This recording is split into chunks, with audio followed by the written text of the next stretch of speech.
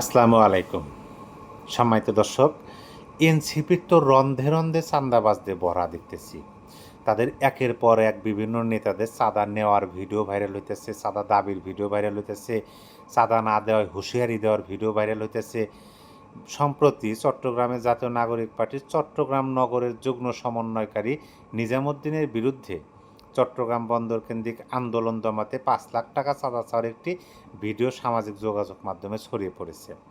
মানে ভাবুন, চট্টগ্রাম বন্দর কেন্দ্রিক যে আন্দোলন হইতেছে, অর্থাৎ চট্টগ্রাম বন্দর যে বিদেশিরা তুলে দেওয়া হবে সেইটা নিয়ে যে আন্দোলন করা হইতেছে, সেই আন্দোলন দমাতে ৫ লাখ টাকা চাঁদা চাওয়ার একটি ভিডিও সামাজিক যোগাযোগ মাধ্যমে ছড়িয়ে পড়ছে। এই চাঁদা চাইছেন কে?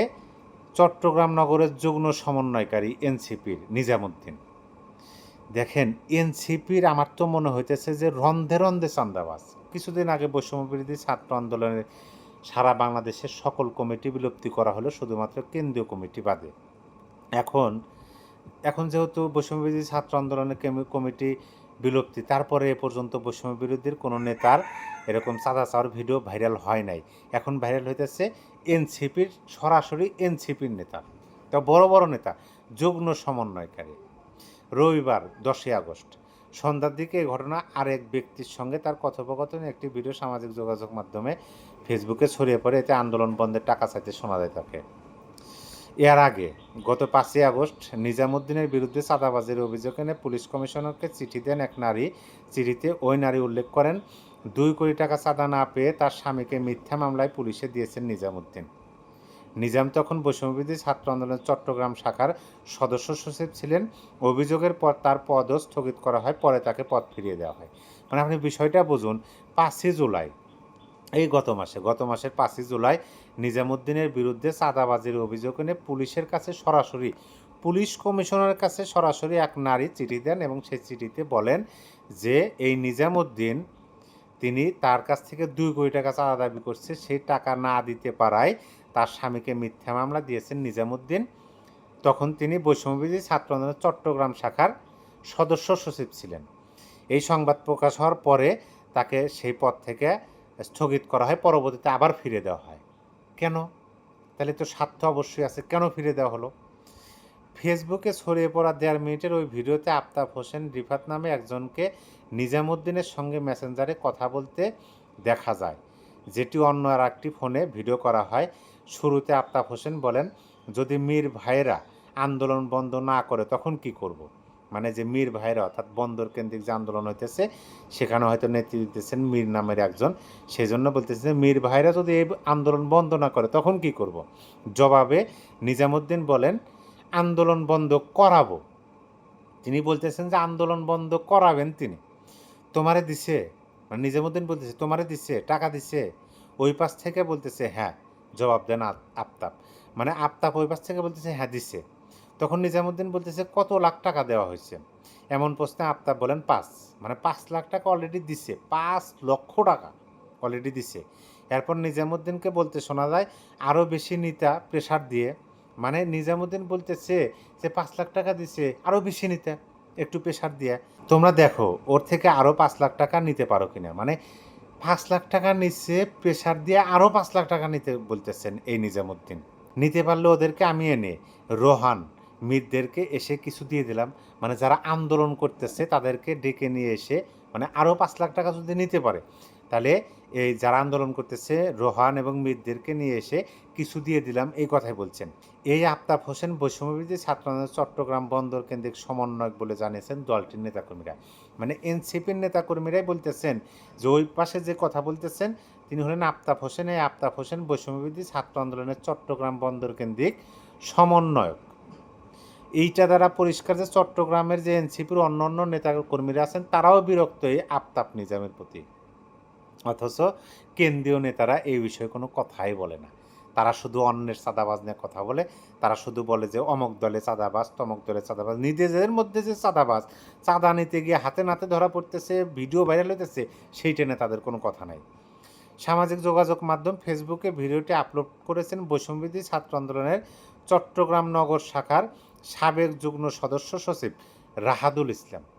সাবেক একজন যুগ্ম সদস্য সচিব রাহাদুল ইসলাম এই ভিডিওটি ফেসবুকে আপলোড দিচ্ছেন। আপলোডে তিনি লিখছেন, সাইফ পাওয়ার টেক বিরোধী আন্দোলন দমন করতে গিয়ে নিজামুদ্দিন 5 লাখ টাকা আত্মসাৎ করেছেন। এটা শুধু দুর্নীতি নয়, এটি ছাত্র জনতার বিশ্বাসের সঙ্গে সরাসরি বিশ্বাসঘাতকতা। উল্লেখ্য, গত 23শে এপ্রিল এনসিপির উত্তরাঞ্চলের সংগঠক রাসেল আহমেদের নেতৃত্বে বন্দর রক্ষা আন্দোলন নামে একটি সংগঠন নগরের কাস্টমস মোড়ে নিউ মেরিন কন্টেনার টার্মিনাল ইস্যুতে মিছিল সমাবেশ করেন। তার মানে হলো যে রাসেল আহমেদ নামে এক ব্যক্তি, তার নেতৃত্বে বন্দর রক্ষা আন্দোলন হইতেছে। কী আন্দোলন? নিউ মেরিন কন্টেনার টার্মিনাল ইস্যুতে। এই যে 3টা টার্মিনাল বিদেশিদের হাতে তুলে দেওয়ার কথা বলছে আগামী ডিসেম্বরের মধ্যে, এটার বিপরীতে রাসেল আহমেদের নেতৃত্বে একটা আন্দোলন হইতেছে যে বিদেশিদের হাতে এই টার্মিনাল যেন তুলে না দেওয়া হয়। সেই আন্দোলন দমন করতে এই এনসিপির নেতা নিজামুদ্দিন 5 লাখ টাকা চাঁদা নিচ্ছেন, আরও 5 লাখ টাকা নিতে বলতেছেন। কী জন্য? যে ওই আন্দোলন দমন করতে হবে ওই টাকা দিয়ে। মানে কি একটা খন্দ বাজছে, হিরিক পড়ছে চাঁদা নেওয়ার এই এনসিপির নেতাদের। তারা কীভাবে, কতভাবে, কার কাছ থেকে টাকা নিতে পারে চাঁদা, এইটা মনে হয় তারা কোনো জায়গায়, মানে কি বলেন, একজন সাধারণ শিক্ষার্থী তারা কি এইভাবে নিতে পারেন? আর প্রান্তিক লেভেলের একজন নেতা এরকম লক্ষ লক্ষ টাকা চাঁদা কি নিতে পারেন যদি গ্রিন সিগন্যাল না থাকে?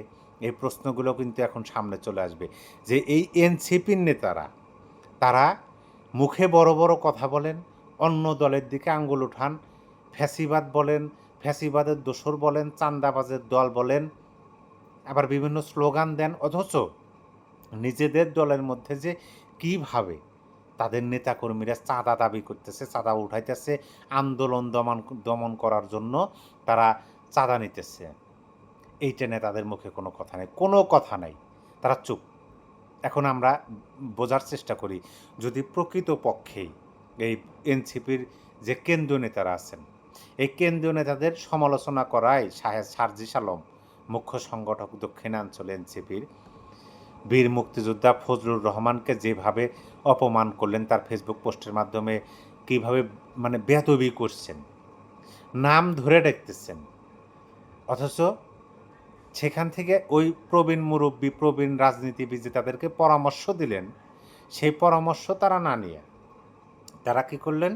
তারা ওইটাকে মনে করলেন যে তাদের প্রতিপক্ষ ভাইবা মুক্তিযোদ্ধাদের হেয় প্রতিপন্ন, তাদেরকে অকথ্য ভাষায় সমালোচনা করলেন। আর এখন কি হইতেছে? বলে যে এই ফজলুর রহমানকে নিয়ে নাকি বিএনপি লাইনচ্যুত হবে, বিএনপির বদনাম হবে। আরে মিয়া, এই ফজলুর রহমানরা হলো বিএনপির আদর্শ, বিএনপির চালিকা শক্তি, তারাই চালাইতেছে বিএনপিকে দিক নির্দেশনায় ফজলুর রহমানরা দিতেছে, এবং এই ফজলুর রহমানদের মতো বীর মুক্তিযোদ্ধাদের কথা বাংলাদেশের মানুষ সাদরে গ্রহণ করতেছে, বাংলাদেশের মানুষের ভালো লাগতেছে। নিজের দলের মধ্যে যে এত চাঁদাবাজ, নিজের দলের মধ্যে যে এত চাঁদা তুলতে গিয়ে, চাঁদা নিতে গিয়ে হাতে নাতে ধরা পড়তেছে, তারপরে ভিডিও ফুটেজ ভাইরাল হইতেছে, নিজের দলের নেতাকর্মীরা বিরক্ত হয়ে এগুলা প্রকাশ করতেছে, সেইটা নিয়ে এই জমিদারের নাতিদের কোনো কথা নেই। অবাক করা বিষয়, আমার কাছে খুবই অবাক লাগে যে এরা নাকি নতুন বন্দোবস্ত করবে, নতুন বাংলাদেশ করবে। মোট কথা এরা আওয়ামী লীগকে বানাইছে শত্রু, আওয়ামী লীগকে শত্রু বানায় এখন আওয়ামী লীগের সাথে তো রাজনৈতিকভাবে তারা পারতেছে না পারার পরিপ্রেক্ষিতে তারা কী করতেছে? মুক্তিযুদ্ধের উপর আঘাত আনতেছে, মুক্তিযোদ্ধাদের উপর আঘাত আনতেছে, কিন্তু এইটা বুঝতেছে না যে তারা নিজেরাই নিজেদের ক্ষতি করতেছে। নিজেদের দলের মধ্যে চাঁদাবাজতে ভরা, সেইটা তারা বলতেছে না। জনগণ কি বোঝে না?